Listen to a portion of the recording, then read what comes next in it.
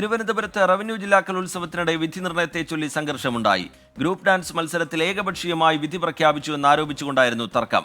കോഴിക്കോട് കുറ്റ്യാടിയിൽ കോൽക്കളി മത്സരത്തിലെ വീഡിയോ വൈറലായതിൽ പ്രകോപനം. +1 വിദ്യാർത്ഥിയുടെ പല്ലടിച്ചു കൊഴിച്ചു. തിരുവനന്തപുരത്ത് നിന്ന് സലീം മാലിക്കും കോഴിക്കോട് നിന്ന് രാഹുൽ സുരേഷും ചേരുന്നുണ്ട്. ആദ്യം സലീം മാലിക്കിലേക്കാണ്. സലീം, തിരുവനന്തപുരത്ത് എന്താണ് സംഭവിച്ചത്? ഉയർന്നു വന്ന പരാതി എന്താണ് സലീം?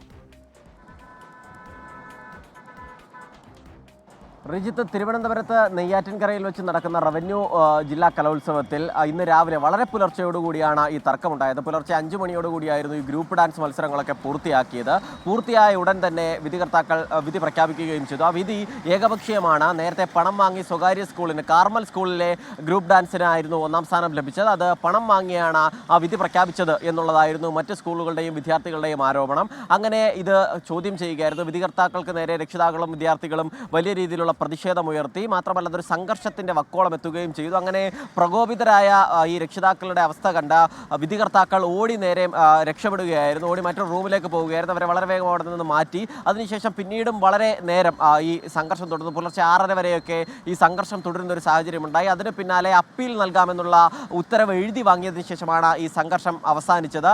ഇന്നത്തോടു കൂടി ഈ ജില്ലാ കലോത്സവം, തിരുവനന്തപുരം ജില്ലാ കലോത്സവം അവസാനിക്കും. അതിനിടയിലാണ് അതിന്റെ അവസാന ദിവസം വലിയ തർക്കമുണ്ടായത്. റിജിത്ത്, ശരി, സലീം മാലിക് വിവരങ്ങൾ നൽകുകയാണ്.